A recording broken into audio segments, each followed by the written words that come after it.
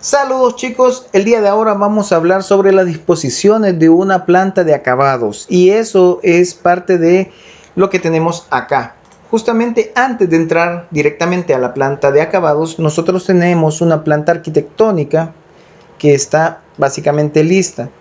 Esta planta arquitectónica tiene varios detalles, hay ejes, hay elementos de muebles, digamos, hay disposiciones, también el nombramiento de los espacios, tenemos el nombramiento de los niveles de piso, desde el primer nivel que tenemos acá, indicando cómo se sube por las escaleras, llegando a la parte final de, digamos, del segundo nivel.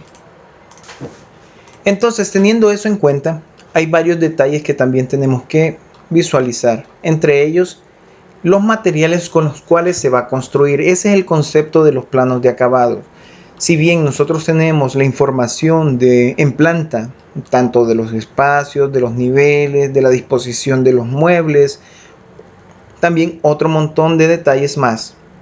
Pero es de recalcar que también nos hace falta informar a la persona qué tipo de acabados tienen que terminar siendo las paredes, los pisos, el cielo falso y otros detalles, como puertas y ventanas. En algunos casos vamos a poder ver, por decirles, en algún corte, el tipo de puerta o el concepto de puerta que puedan haber, o el concepto de pared, pero no nos queda claro al final de cuentas. O sea, nosotros tenemos este plano, pero también no se ha dispuesto por completo que se visualice que va a tener un enchapado en la pared. ¿Por qué? Porque puede saturar el dibujo de una manera bastante fuerte, arruinando en sí el plano. Entonces hay maneras o disposiciones más simples que nos ayudan a informar ese detalle. Para ello tenemos este plano, que sería el plano de acabados. Entonces tenemos este plano, en el cual se indican ciertos detalles un poquito más claros de, por decirles, de ventanas, de cómo tendrían que irse construyendo, de disposiciones de otros elementos, pero lo que destaca aquí es colocar correctamente el tipo de materiales con los cuales se tiene que terminar digamos, con lo que se tiene que terminar el proyecto.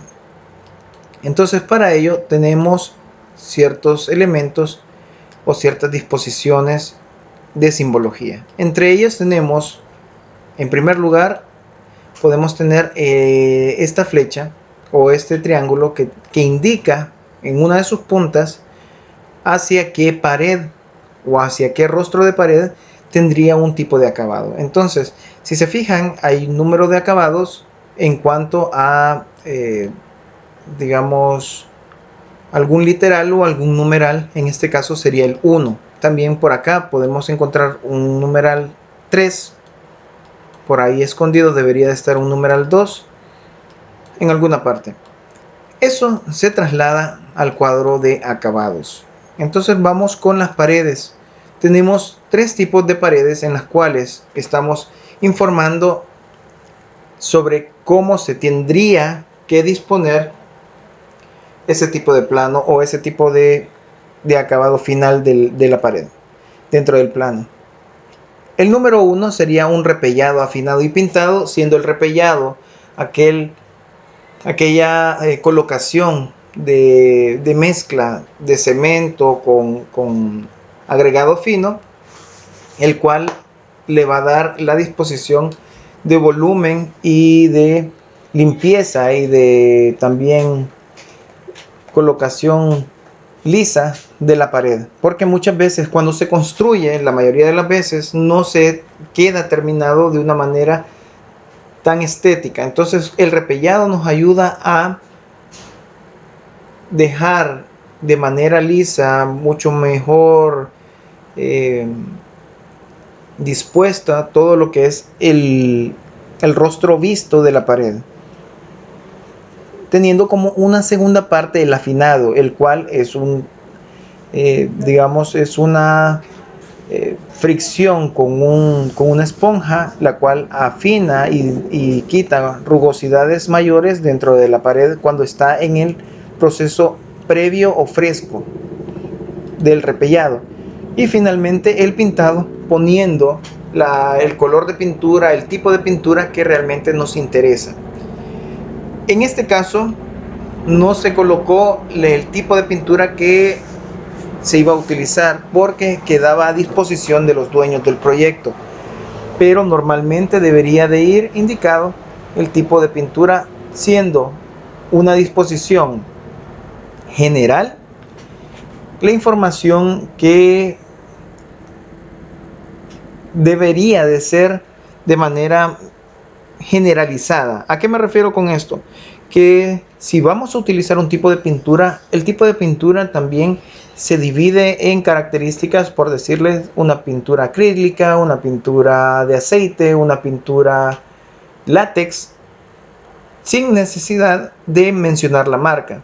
Porque para evitar cualquier conflicto de interés, más que todo en los momentos de que uno pudiera generar planos para una compañía o para el gobierno, ya que pudiera dar a entender que se quiere favorecer a una empresa en particular. Por decir, está la pintura Excelo Látex, marca Sherwin-Williams, pero las pinturas látex son de múltiples empresas. Entonces, pero si mencionamos que es Excelo Látex, inmediatamente entendemos que es de la Sherwin-Williams y dentro de una licitación puede causar ciertos problemas de interés.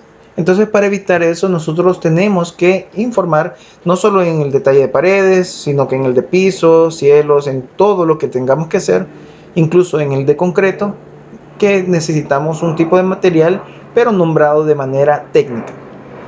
Sabiendo esto, pasamos al siguiente. Tenemos una segunda pared donde dice un enchape cerámico. En este caso nos está informando un enchape cerámico que va a tener un tamaño, ese enchape de 15 por 15, con una altura de 1,20. O sea, desde el nivel de piso vamos a tener que subir hasta 1,20 m con el enchapado.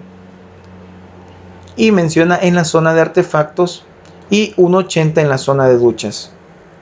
Aquí estamos indicando también otras cosas, que sería en la zona de artefactos, si no mal recuerdo, es el área de la cocina. Y la zona de duchas es obviamente en donde es el baño.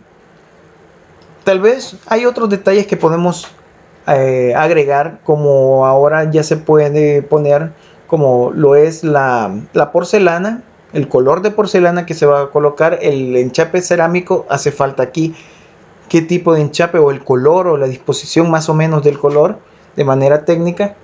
Un enchape color blanco con una sisa, que sería la sisa, es la separación. Vamos a ver, un enchape cerámico de 15 por 15, color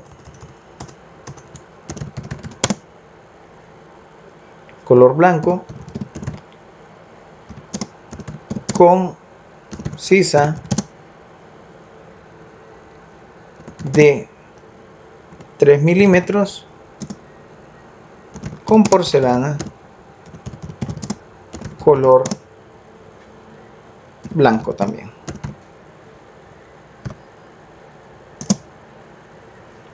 Muy bien. Hay disposiciones que aún podemos seguir modificando y podemos seguir mejorando para que quede más claro el detalle. Finalmente tenemos un acabado número 3, en el cual posiblemente la pared ya exista y simplemente necesitemos un pintado. Hace falta informar qué tipo de pintado.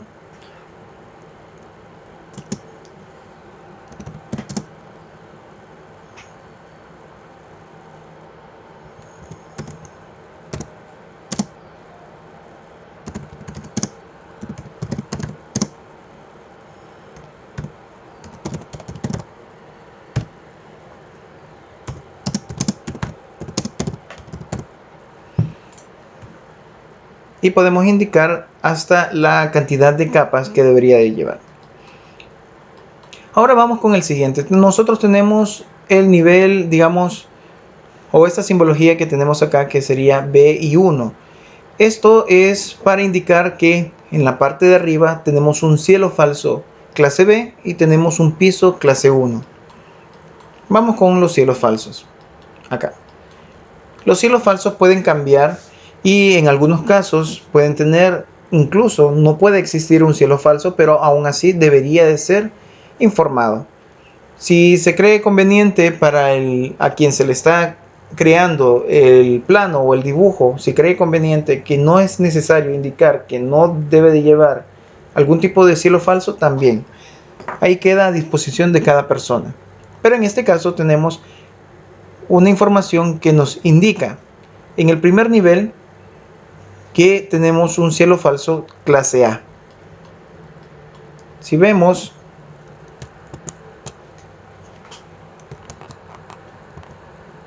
vamos a ver acá, ahí está. Muy bien, si vemos el plano, en el primer nivel tenemos clase A, el cielo falso y un piso número 2. Entonces vamos primero con los cielos falsos clase A, el cual me indica que es una losa repellada, afinada y pintada, pero vista. En el segundo nivel, supongo, vamos a ver si encontramos un clase B. Ah, no, acá, es en el primer nivel siempre. Me indica que es una losa repellada y texturizada. Tal vez hizo falta mencionar que era pintado y el tipo de pintura y otros detalles que pueden ir saliendo a detalle más allá. Vamos a mover un poquito esto para que se vea bien. De ahí lo otro es una clase C. Vamos a ver que es en el segundo nivel, la cual nos indica que es un cielo de tabla roca con estructura metálica, que es lo que lo sostiene. Sabiendo esto, nosotros ya podemos informar de mejor manera al constructor. La siguiente disposición es los pisos. Los pisos también tienen otros detalles. Puede ser el piso de ladrillo cerámico de 40 x 40, pero informando otros detalles como color crema, concisa de 5 milímetros, con porcelana, color negro,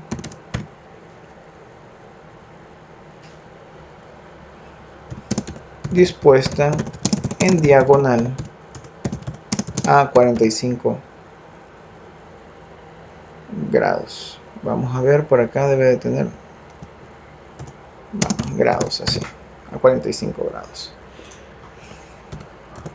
Muy bien.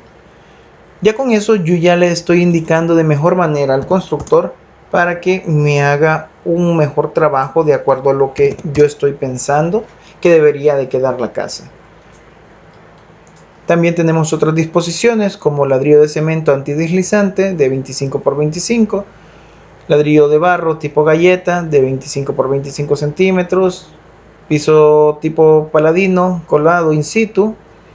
De otra manera, ladrillo cerámico actual, que sería lo que existe, entre tantas otras cosas variables. Incluso puede ser concreto visto, indicando el espesor del piso de concreto, entre otras cosas. De ahí vamos con el siguiente detalle, que ya vamos un poquito más fuerte. Serían las puertas. En el detalle de las puertas, si se fijan, es un rectángulo con la disposición P o con el literal P, guión seguido de un número.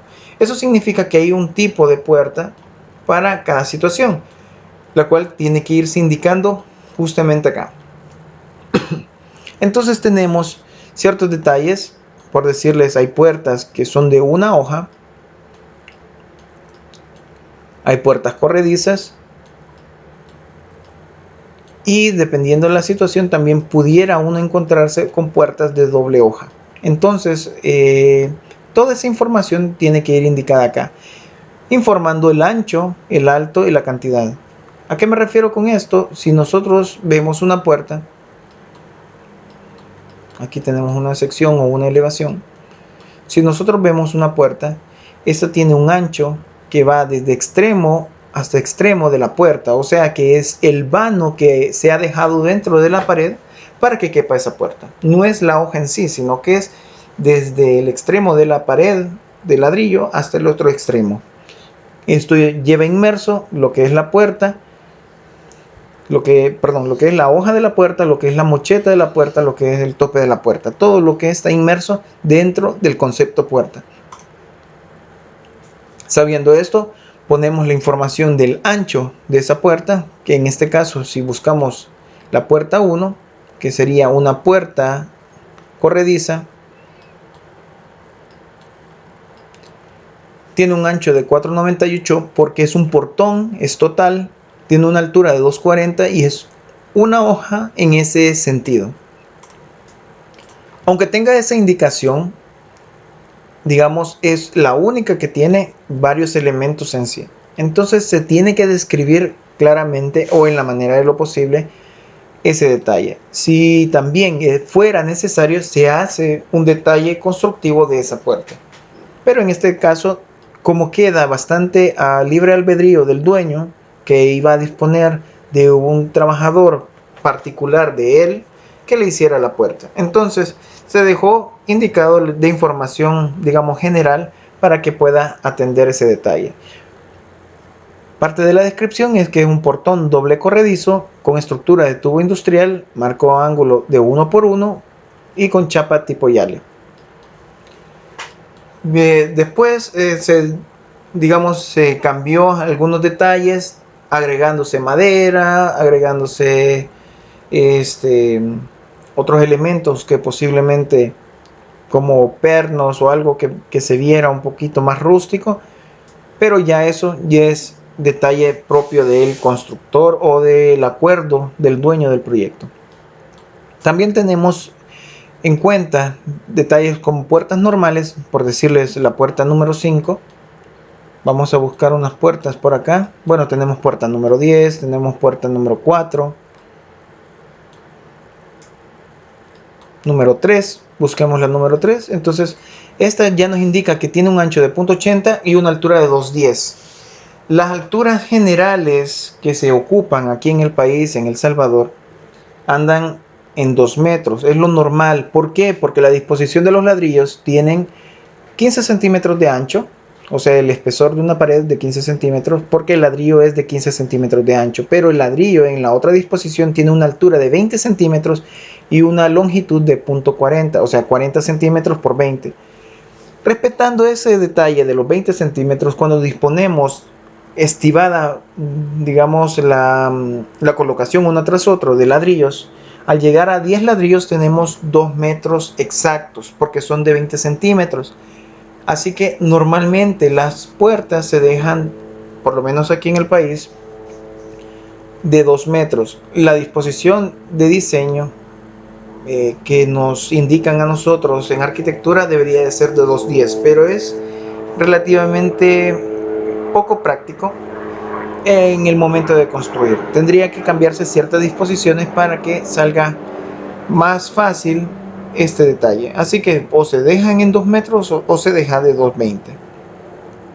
Se indica la cantidad de puertas con esa información o con esa forma, porque además de eso tenemos que irnos a la descripción, la cual me indica que es una hoja de un giro con estructura y marco de pino, doble forro de plywood. En ese caso, teniendo una puerta que tenga siempre 80 centímetros de ancho, 2,10 metros de alto y tenga la descripción que debe de ser de marco de pino, doble forro, con estructura, de una hoja y de giro, tenemos 5 puertas con esas condiciones. Así sucesivamente tenemos más puertas acá. Después de eso nos vamos al último de los detalles en la simbología de acabados, que es el de ventana. Es el que va un poquito más pesado de todos estos, porque hay detalles que nos pueden salir un poquito fuera de lugar. Pero vamos con lo primero. Tenemos una ventana 1. Si se fijan, esta es la ventana que tenemos y esta ventana está dividida en 2 cuerpos. Esa información es la que tenemos que indicar acá.